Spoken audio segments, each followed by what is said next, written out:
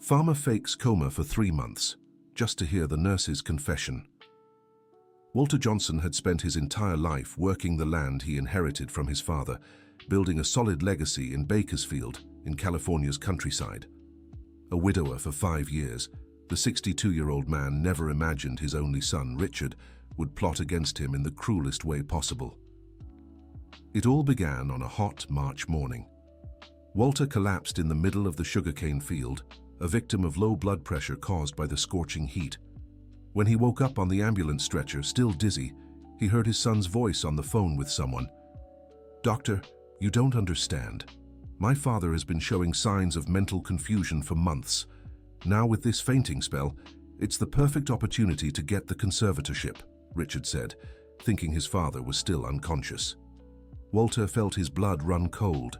His own son was lying shamelessly to a doctor, inventing a dementia that didn't exist. The old farmer made a decision that would change everything.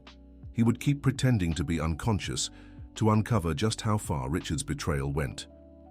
At Mercy Medical Center, Walter was admitted for observation. The doctors said he had suffered a severe dehydration episode, but would recover soon. Richard, however, insisted to the medical team that his father had been acting strangely for a while. "Dr. Mitchell, my father forgot his workers' names, got lost on his own farm, talked to himself," Richard lied to the head physician. This fainting spell might have caused some brain damage. Lying in bed with his eyes closed, Walter listened to every word with a broken heart.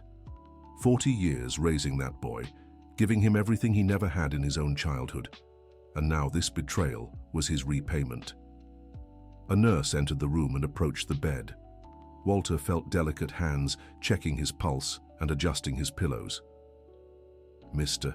Johnson, I know you're sedated, but I want you to know I'll take good care of you," the woman said softly.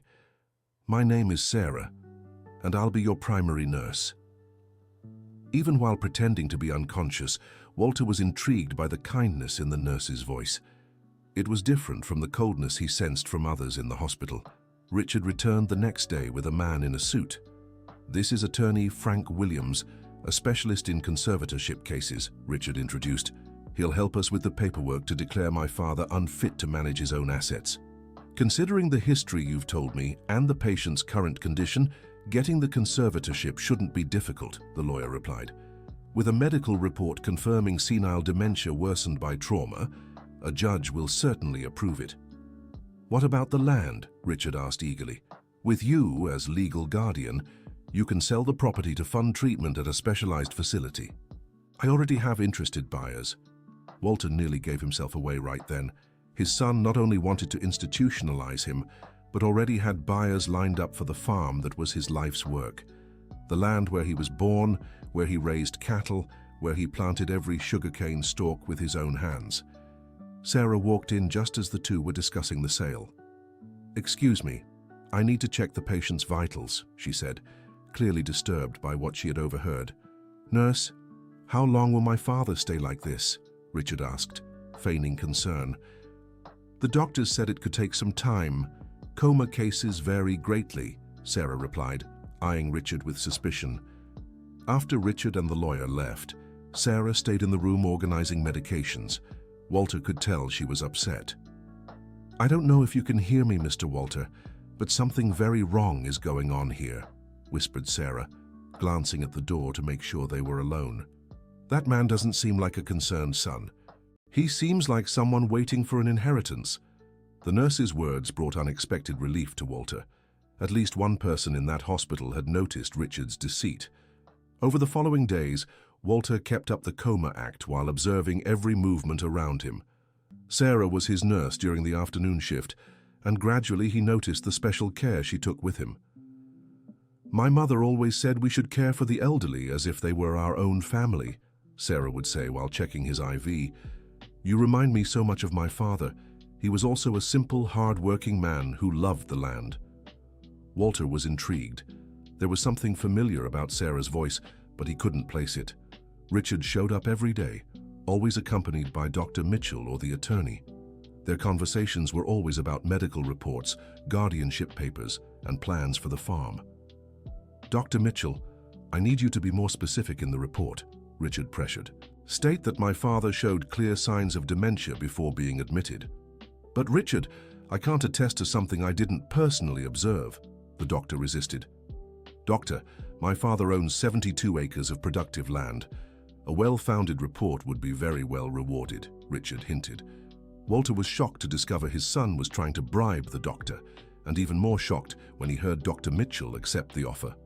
All right, Richard, I'll prepare a detailed report on your father's history of dementia, but it'll cost $50,000. Deal, Richard replied without hesitation. Sarah entered the room just as they sealed their corrupt agreement.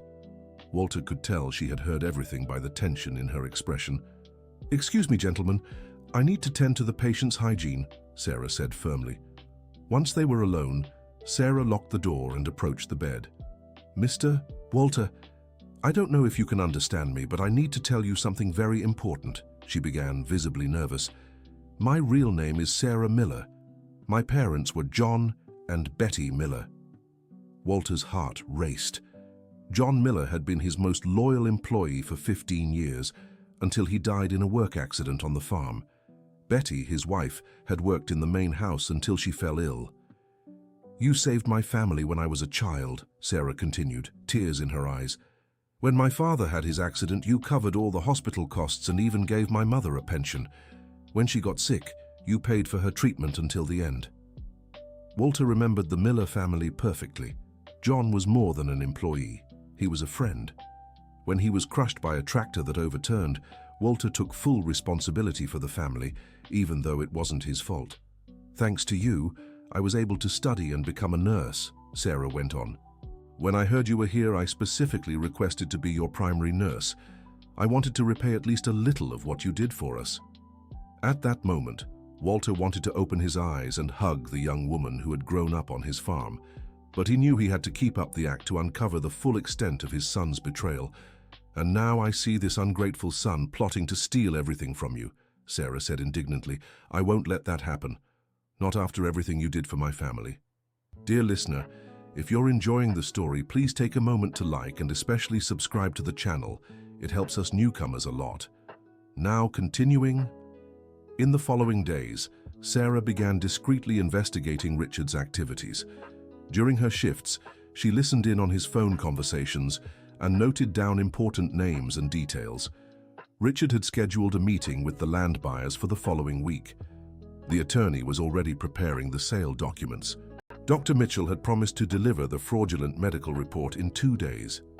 Sarah, you need to administer these medications to my father, Richard said one afternoon, handing her a box of pills. Dr. Mitchell prescribed them to speed up his recovery. Sarah examined the medications and was alarmed. They were heavy sedatives, not suitable for coma patients. In fact, these drugs could cause real brain damage to someone healthy.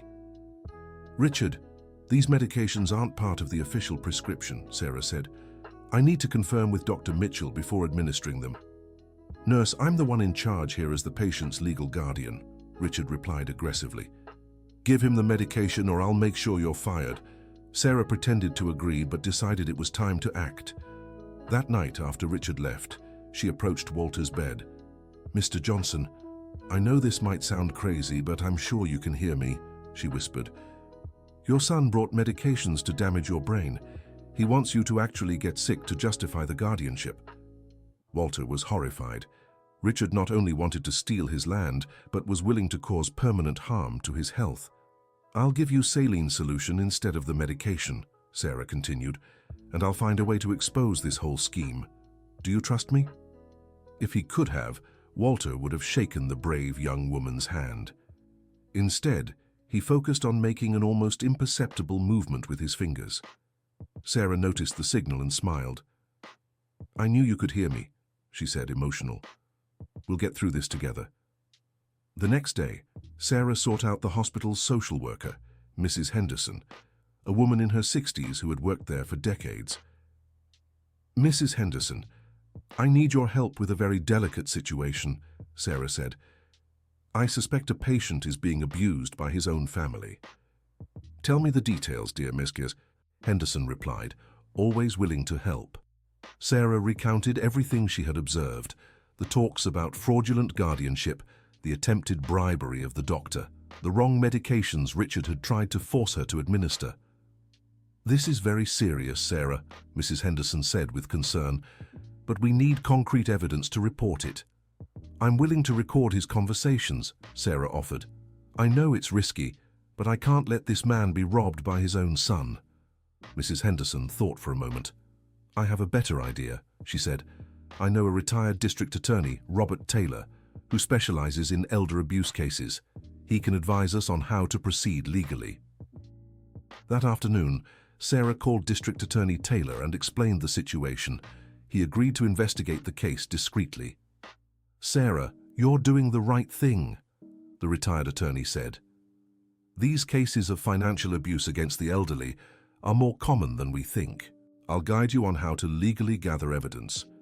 Meanwhile, Walter kept pretending to be in a coma, increasingly impressed by Sarah's courage and dedication. The girl he'd watched grow up on the farm was now risking her own job to protect him. Richard showed up at the hospital the next morning, accompanied by two well-dressed men. "Dad, I brought the buyers who are interested in the farm," said Richard, pretending his father could hear. "They made a very good offer. With this money, you'll get the best possible treatment." "The property is excellent," commented one of the buyers. 72 acres of productive land, with all the infrastructure. "Our offer of $2.5 million is very fair." Walter Johnson was furious. His farm was worth at least $4 million, but Richard was selling it for less than half, probably to rush the deal. "When can we close?" asked the other buyer. "As soon as the court injunction is lifted," Richard replied. "The lawyer said it's a matter of days." Sarah walked into the room right in the middle of the conversation. Walter noticed she was secretly recording everything with her phone. "Excuse me, I need to check the patient's medication," said Sarah. "Nurse, did you administer the medicine I brought yesterday?" Richard asked in front of the buyers. "Yes, I did, just as you instructed," Sarah lied, protecting Walter. After everyone left, Sarah approached the bed. "I got it all recorded, Mr. Johnson," she whispered. "Now we have proof he's selling your land for way below market value." That night, Sarah had an idea. She remembered Walter always spoke of a sister named Martha, whom he had lost contact with years ago. If she could find her, maybe she'd have a powerful ally. Sarah spent the night searching online and calling county offices and city halls in the area. Finally, she discovered that Martha Johnson Parker lived in Fresno, just 60 miles from Bakersfield. The next morning, Sarah called Martha. "Mrs. Parker, are you Walter Johnson's sister?" Sarah asked. "Yes, I am," Martha replied, surprised. "Who is this?" "My name is Sarah. I'm a nurse at Mercy Medical Center. Your brother is here, and he really needs your help." "My God, what happened to Walter?" Martha asked, alarmed. Sarah explained everything: the coma, the fraudulent attempts to take control, the illegal sale of the land. "That Richard was always ungrateful," Martha said indignantly. "Even as a child, he was selfish and dishonest. Walter always let him get away with everything." "Mrs. Parker, can you come to the hospital? I think your presence could change everything," Sarah pleaded. "Of course, dear, I'll take the first bus," Martha replied without hesitation. Martha arrived at the hospital by late afternoon. She was a 65-year-old woman with silver hair and the same kind eyes as her brother. Walter was moved to hear his sister's voice after so many years. "Walter, my dear brother," Martha said, holding his hand. "I know you can hear me. I always knew you were too strong to be brought down by anything." Richard showed up at the hospital and was shocked to see his aunt. "Aunt Martha, what are you doing here?" he asked nervously. "I came to take care of my brother, Richard," Martha said firmly, "and to find out what's happening to the family land." "The land is my father's, Aunt. You have nothing to do with this," Richard snapped. "Oh, but I do, young man," Martha shot back, pulling papers from her bag. "Because half that farm is rightfully mine by inheritance from our father." Richard turned pale. Walter was surprised to learn his sister had documents proving shared ownership. "When our father divided the land before he passed, he made it clear half was for Walter to manage and half was mine," Martha explained. "I have all the paperwork at the county office." Richard tried to argue, but Martha showed the original property deeds. Sure enough, half the farm belonged to her. "Besides," Martha continued, "I spoke with District Attorney Robert Taylor, who's investigating your case. He advised me about my rights. The situation was getting complicated for Richard, with Martha claiming half the land and Sarah documenting his fraudulent activities. His plan was falling apart. Dear listener, if you're enjoying the story, please take a moment to like and especially subscribe to the channel. It helps us a lot as we're just starting out. Now continuing. That night, Sarah stayed in the room keeping Martha company, who insisted on keeping watch over her brother. The two talked at length about Walter's life. He was always a good man, Sarah, Martha shared. After our parents passed, Walter took on all the responsibilities of the farm alone. He never demanded anything from me regarding my share of the inheritance. Why did you lose touch? Sarah asked. I married a man who was jealous of my family, Martha explained sadly. He made me cut ties with everyone. Only after I was widowed did I realize how much I lost by distancing myself from my brother. Mrs. Martha, can I confess something? Sarah said hesitantly. Of course, dear. I fell in love with Mr. Walter, Sarah revealed, her cheeks flushing. I know it might sound strange, but during these days caring for him, hearing the stories people tell about his kindness, I fell in love with the person he is. Martha smiled understandingly. There's nothing strange about that, Sarah. Walter has always been a special man. My sister-in-law, Margaret, was very happy with him. After she passed, he never wanted anything to do with relationships again. Maybe that's why Richard became so greedy, Sarah reflected. He grew up thinking he'd be the only heir. Walter deserves to be happy again, Martha said. And you deserve a good man like him. The next morning, Dr. Mitchell handed the fraudulent report to Richard. Sarah managed to photograph the document when Richard left it on the nightstand. Perfect, Doctor, Richard said, examining the report. Progressive senile dementia with episodes of mental confusion and recent memory loss. This will convince any judge. Remember our agreement, Richard, Dr. Mitchell said, lowering his voice. Don't worry. As soon as the land sale goes through, you'll get your $50,000. Sarah immediately sent the photos of the fraudulent report to District Attorney Robert Taylor, who promised to use the evidence to expose the corrupt doctor. That afternoon, Richard brought another unpleasant surprise. He arrived with 2 employees from a psychiatric facility. Everyone, this is my father, Richard introduced. You've seen the medical report. Once the guardianship is approved, he'll be transferred to your facility. Tranquil Gardens Care Facility offers the best treatment for dementia cases, one of the employees said. Your father will be very well cared for with us. Sarah discreetly researched Tranquil Gardens and discovered it was known for mistreatment and poor conditions. Several families had reported neglect in elderly care. Mr. Walter, they want to take you to a terrible place, Sarah whispered when they were alone, but I won't let that happen. Martha began sleeping at the hospital to keep Walter from being alone.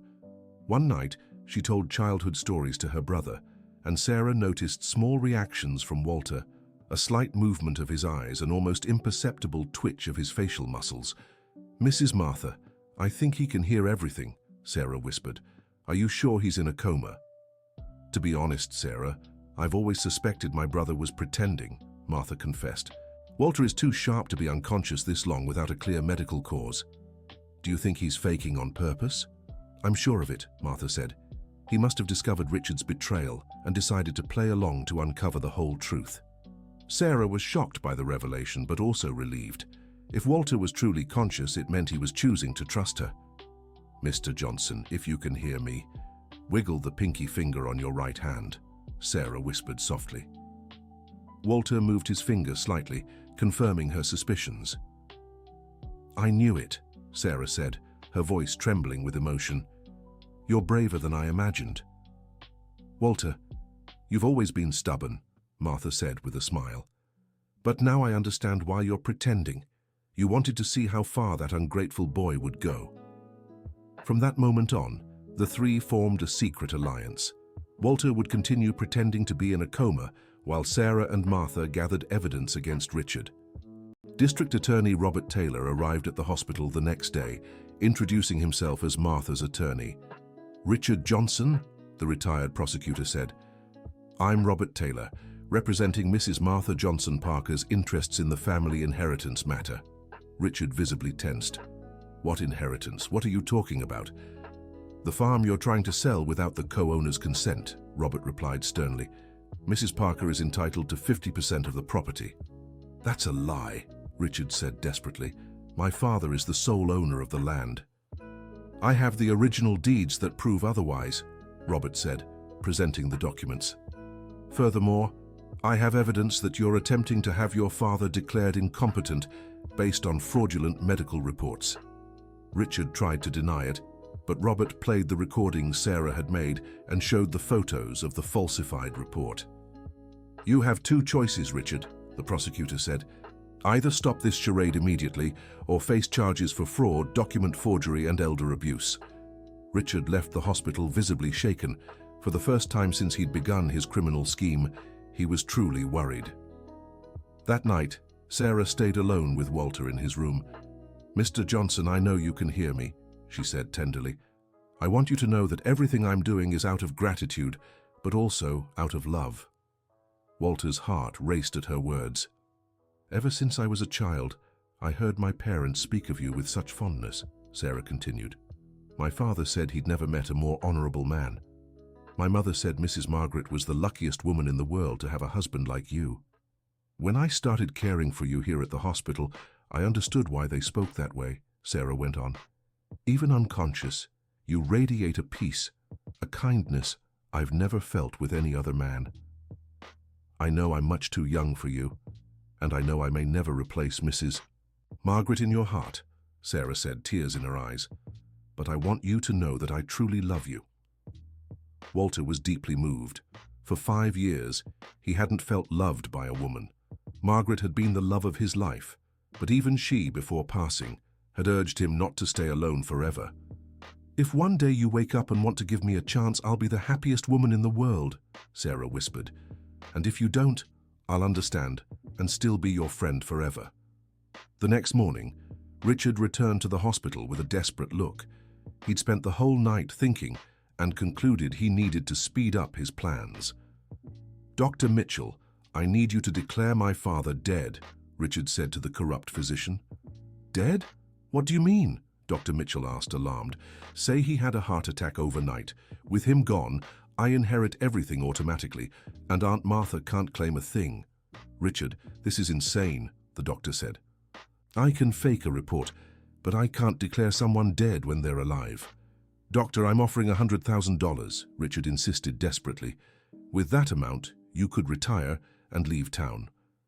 Dr. Mitchell was tempted by the offer, but knew it was far too risky. Sarah had overheard the entire conversation from the hallway and was horrified. Richard was willing to have his own father declared dead to steal the inheritance. She rushed to warn Martha and District Attorney Robert Taylor about Richard's new criminal plans. It was time to act decisively. "District Attorney Taylor, we need to do something urgently," Sarah said desperately. "Richard wants to have his father declared dead." "That's attempted murder, on top of all his other crimes," said the prosecutor. "I'll reach out to my contacts in the medical field to investigate Dr. Mitchell." That afternoon, inspectors from the medical board showed up at the hospital to look into complaints against Dr. Mitchell. Richard panicked when he saw the inspectors speaking with the corrupt doctor. Seizing the moment while Richard was distracted, Sarah made one last confession to Walter. "Mr. Johnson, I can't keep up this charade any longer," she whispered. "I know you're faking the coma, but I need you to wake up soon. I'm afraid of what Richard might do." "I truly love you," Sarah continued.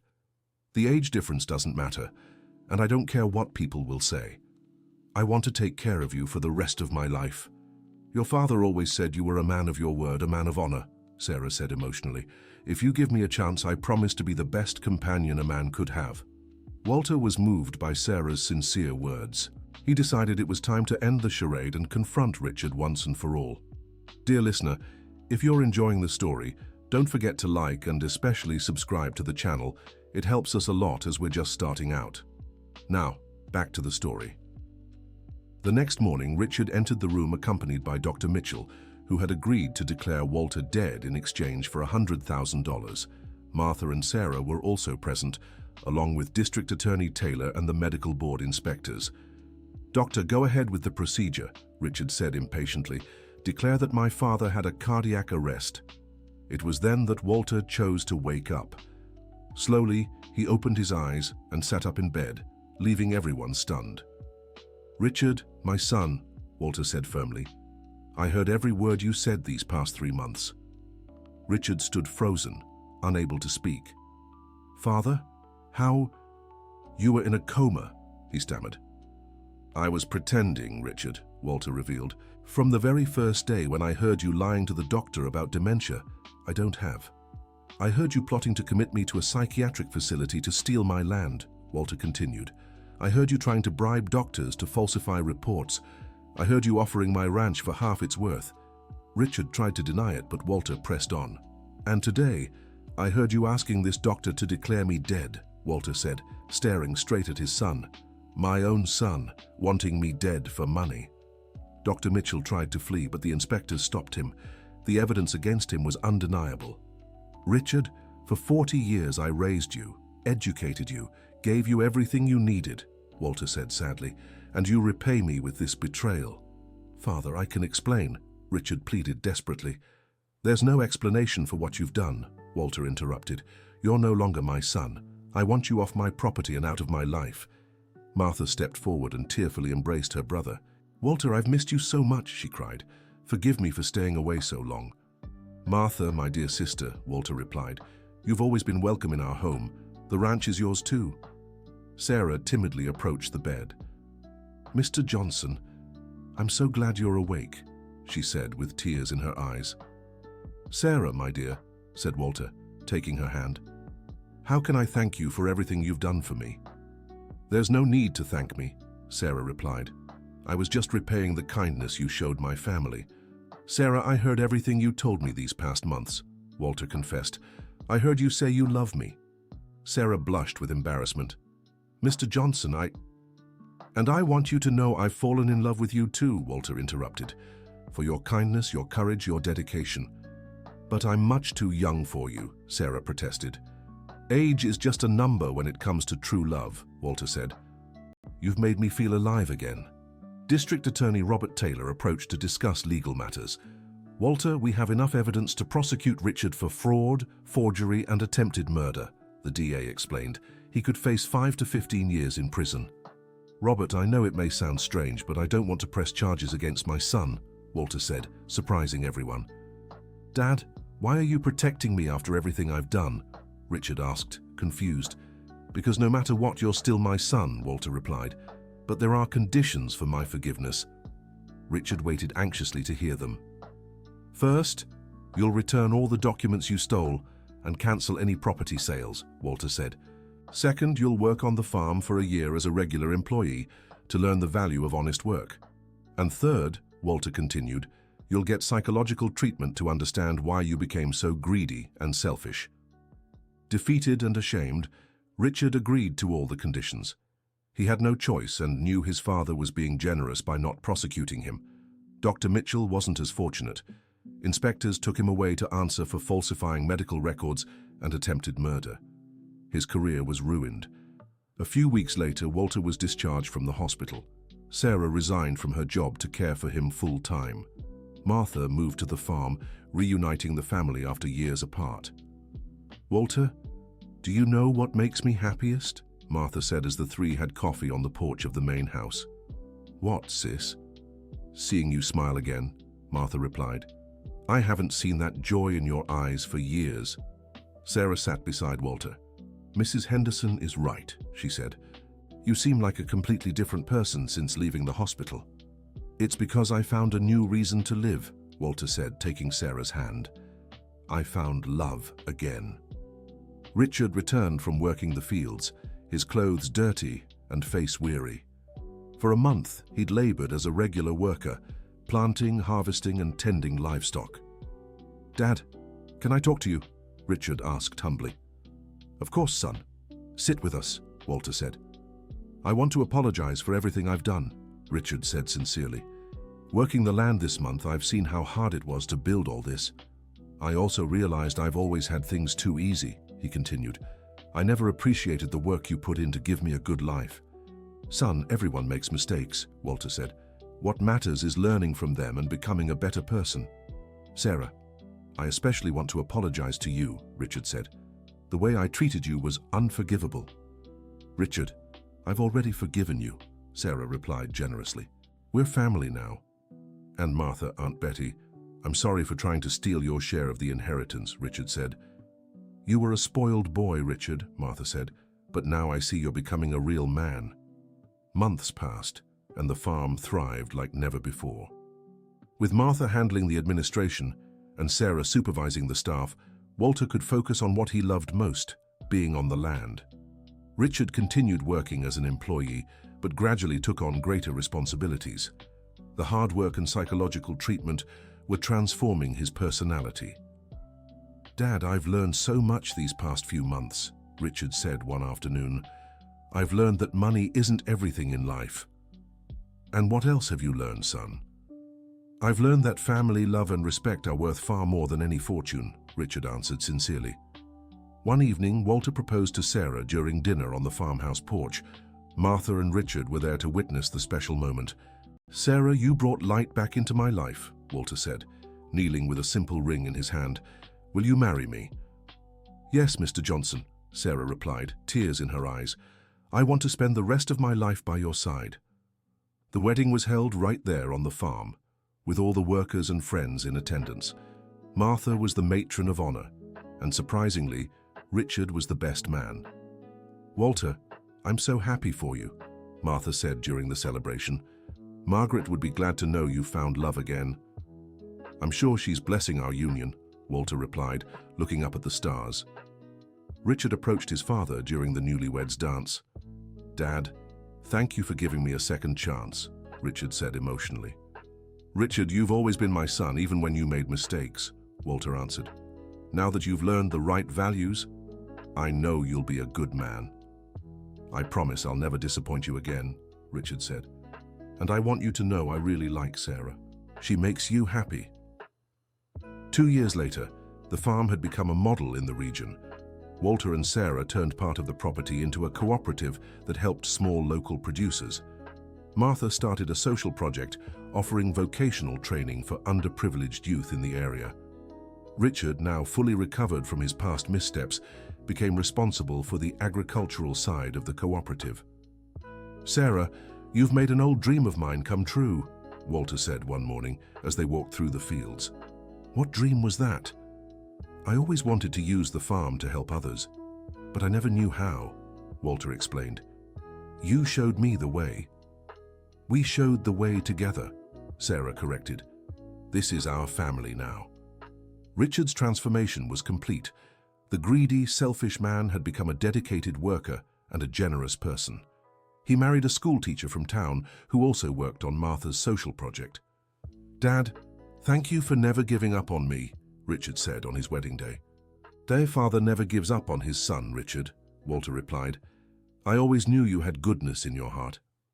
If it hadn't been for those 3 months pretending to be in a coma, I might never have learned these lessons, Richard reflected. Sometimes we have to pretend to be asleep to find out who truly cares about us, Walter said philosophically. Sarah joined the conversation. Walter, can I make a confession? She said with a smile. Of course, my love. I always knew you were faking the coma, Sarah revealed. By the second day, I noticed little signs that you were conscious. Why didn't you call me out? Walter asked, surprised. Because I understood you needed to discover the truth about Richard, Sarah explained, and because I wanted to protect you no matter what. So you were pretending too, Walter laughed. I was pretending to believe in your coma while you pretended to be in one, Sarah replied. 2 acts of pretending that led to real love. Martha walked over to the couple. You two are perfect for each other, she said, smiling. Walter, our mother always said God saves the best for those who know how to wait. And she was right, agreed Walter, embracing his wife. I waited 62 years to find true love. And I waited 35 years to find the right man, said Sarah. Richard, now completely transformed, had become one of the most respected farmers in the region. He applied sustainable techniques he'd learned working on his father's farm and helped other growers thrive. The cooperative created by Walter and Sarah grew and became an example for other rural communities. Martha expanded the social project and secured partnerships with universities to offer free technical courses. "Walter, do you remember that night at the hospital when I said I'd fallen in love with you?" Sarah asked one afternoon. "How could I forget?" Walter replied. "Walter, that's when I decided I'd found the woman of my life. At that moment I thought I was being crazy," Sarah confessed. "A nurse falling in love with a comatose patient. And I thought I was dreaming," Walter said. "An old farmer being loved by such a special woman." "We're neither too old nor too young for anything," Sarah said. "We're just two people who found each other at the right time." Years passed, and the Johnson family became a symbol of unity and prosperity in the region. The farm that Richard had almost sold turned into a legacy that benefited hundreds of families. Walter, now 70, remained active and passionate about life. Sarah, at 42, had become a respected community leader. Martha, at 73, was considered the family matriarch and coordinated all the social projects. Richard, now 45, was a completely different man from the one who had tried to steal from his father. He had 2 children with his teacher wife and raised them with the values of honesty and hard work he'd learned from Walter. "Dad, my kids asked why you're so loved by everyone," Richard said during a family gathering. "And what did you tell them?" Walter asked. "I said Grandpa is a man who always chose good even when it would have been easier to choose wrong," Richard replied, "and that he forgave an ungrateful son who didn't deserve forgiveness." "Richard, you did deserve it," Walter said, moved. "Everyone deserves a second chance." Sarah held her husband's hand as she watched the family gathered on the farm's porch. "Walter, when I started caring for you at the hospital, I never imagined we'd come this far," she said. "Why did you fall for a stubborn old man pretending to be in a coma?" Walter teased. "Because I saw kindness where others saw weakness," Sarah answered. "I saw love where others only saw a sick man. And I saw strength where others might have just seen a young nurse," Walter said. "I saw courage and loyalty that few possess." Martha raised her glass of grape juice. "A toast to the family that found each other through a lie that became the greatest truth of our lives," she said, emotional. "A toast to the love that was born in a hospital and flourished on a farm," Sarah added. "A toast to forgiveness, which turned hate into love and greed into generosity," Richard said. "And a toast to the 3 most important months of my life," Walter finished, "when I pretended to be asleep and woke up to the life I'd always wanted." The sun set over the Johnson farm, illuminating a family that had discovered sometimes you must pretend to be lost to find the path to happiness. Walter learned love can come at any age, Sarah discovered. Following your heart is always worth it. Martha reunited with the family she thought she'd lost forever. And Richard understood that true wealth lies in the relationships we build. The farm continued to thrive for many years, always standing as a symbol that kindness, forgiveness, and true love can transform any situation, no matter how hopeless it may seem. The end of the story. And what did you think of Walter's story? Have you ever been in a situation where you discovered who truly cares about you? Share with us in the comments. If you enjoyed this touching story, don't forget to leave your like and subscribe to the channel so you won't miss other heartwarming tales. Until next time.